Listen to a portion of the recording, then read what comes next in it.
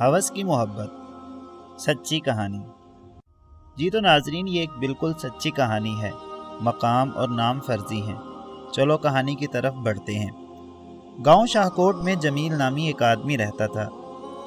اپنے کھیتوں میں کھیتی باڑی کر کے اپنا گزر بسر کرتا تھا۔ ماں باپ فوت ہو چکے تھے، گھر میں اکیلا رہتا تھا۔ وقت تیزی سے گزر رہا تھا کہ ساتھ والے ایک گاؤں میں ایک لڑکی پسند آ گئی۔ دونوں طرف کا پیار شروع ہو چکا تھا۔ جیسے تیسے دونوں کی شادی ہو گئی۔ جمیل اور اس کی بیوی سعدیہ دونوں بہت خوش تھے۔ جمیل کام پر جاتا اور سعدیہ گھر کے کاموں میں مشغول ہو جاتی۔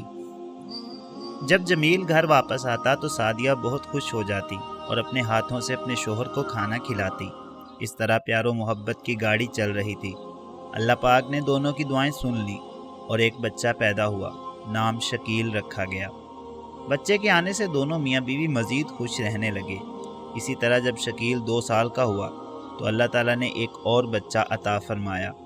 بچے کا نام وکیل رکھا گیا۔ میاں بیوی کی محبت مزید بڑھتی چلی گئی۔ لوگ اکثر ان کی محبت کی، پیار کی مثالیں دیتے تھے۔ وقت گزرتا گیا۔ اب شکیل 4 سال کا اور وکیل 2 سال کا ہو چکا تھا۔ اللہ پاک نے ایک اور بچہ عنایت فرمایا جس کا نام وفیل رکھا گیا۔ گھر میں خوشیاں ہی خوشیاں دوڑنے لگیں۔ جمیل اب مزید محنت کرنے لگا تھا۔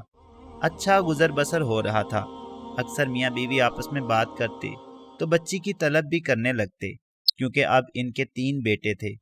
وقت گزرتا رہا اور وہ وقت بھی آیا جب جمیل کو خبر ہوئی کہ اس کے گھر ایک بیٹی پیدا ہوئی ہے۔ جمیل بہت خوش ہوا، اللہ کا شکر ادا کیا اور بیٹی کا نام شہزادی رکھا۔ پیار و محبت سے بھرا گھر تھا۔ بچے آہستہ آہستہ بڑے ہونے لگے تھے۔ جب شکیل 18 سال کا ہو گیا تو جمیل نے اپنی بیوی کو بولا کہ اب بچے جوان ہونا شروع ہو گئے ہیں، چند سالوں میں شادی کے قابل ہو جائیں گے، ان کی شادیاں بھی کرنی ہوں گی۔ کھیتوں سے جو کمائی ہوتی ہے ان سے تو گھر کا خرچہ آسانی سے چل رہا ہے، لیکن میں چاہتا ہوں کہ اپنے بچوں کی شادیاں بڑے شان و شوکت سے کروں۔ اس کے لیے بہت پیسوں کی ضرورت ہوگی۔ اگر تم اجازت دو تو پیسے کمانے میں دبئی چلا جاتا ہوں۔ 4-5 سال میں اتنا کچھ کما لوں گا کہ بچوں کی شادیاں دھوم دھام سے کرا لوں گا۔ سعدیہ نے بھی شوہر کی ہاں میں ہاں ملائی اور جمیل کو بچوں کی خوشیوں کی خاطر دبئی جانے پر راضی ہو گئی۔ ویزا وغیرہ پکڑا اور سامان سفر لیا اور اپنی پیاری بیوی اور بچوں کو چھوڑ کر دبئی کو چل پڑا۔ جمیل محنتی آدمی تھا، جلد اچھا کام مل گیا۔ ہر مہینے کچھ رقم گھر بھیج دیا کرتا تھا۔ جمیل کو دبئی چھوڑ کر جمیل کے گھر کی طرف چلتے ہیں۔ پیسہ بڑی ظالم چیز ہے، بوڑھوں کو جوان کر دیتا ہے، اور یہی پیسہ اب سعدیہ کو جوان کر گیا۔ جب بچے گھر سے کام کرنے نکلتے تو سعدیہ میک اپ کر کے چست کپڑے پہن کر خود کو جوان ظاہر کرنے لگتی اور گھر کے دیوار کے ساتھ چارپائی رکھ کر دیوار سے اونچا ہو کر باہر دیکھنے لگتی۔ کتنی دفعہ اس کے گاؤں کا ایک آدمی جس کا نام فراز تھا آنکھیں چار ہو جاتی۔ آہستہ آہستہ بات اشاروں تک پہنچی۔ جب بچے باہر ہوتے تو یہ بن سور کر فراز کو اپنے گھر بلانے لگی۔ دونوں اپنی مستیوں میں بہت آگے تک نکل گئے تھے۔ ناجائز تعلقات بھی قائم ہو چکے تھے۔ سعدیہ دن بدن جوان ہوتی گئی اور اپنے محبوب شوہر کی کمائی فراز پر لوٹانے لگ گئی۔ وقت اسی طرح گزرتا گیا۔ جمیل گھر پیسے بیچتا رہا اور سعدیہ فراز پر خرچ کرتی رہی۔ فراز خود بھی شادی شدہ تھا، ایک بیٹا نعیم اور ایک بیٹی شکیلہ اور چھوٹے 3 بیٹوں کا باپ بھی تھا۔ ویسے فراز شروع سے ہی آوارہ گرد تھا اور باپ کا رنگ بیٹے نعیم نے بھی لے لیا تھا، یعنی باپ بیٹا دونوں قماش اور بدماش تھے۔ وقت ایک جگہ نہیں رکتا۔ ایک دن سعدیہ نے فراز کو بولا کہ کب تک ہم یوں ہی چھپ چھپ کر ملتے رہیں گے، ایک نہ ایک دن دونوں رسوا ہو جائیں گے۔ اس رسوائی سے بچنے کا طریقہ میرے دماغ میں آیا ہے۔ فراز، کیوں نہ تم اپنے بیٹے کے لیے میری بیٹی کا رشتہ کر لو اور تمہاری بیٹی میں اپنے بیٹے شکیل کے لیے مانگ لوں۔ اس طرح سے ہم قریبی رشتہ دار بن جائیں گے اور آسانی سے تم کسی بھی وقت میرے گھر آ جا سکو گے۔ فراز نے کہا، بات تو تمہاری بالکل ٹھیک ہے، میں گھر میں مشورہ کرتا ہوں۔ کچھ دنوں بعد جمیل کو خبر کیے بغیر شکیل اور شہزادی کی منگنی فراز کے بچوں کے ساتھ۔ اس طرح اب زیادہ تر وقت فراز سعدیہ کے گھر ہوتا تھا۔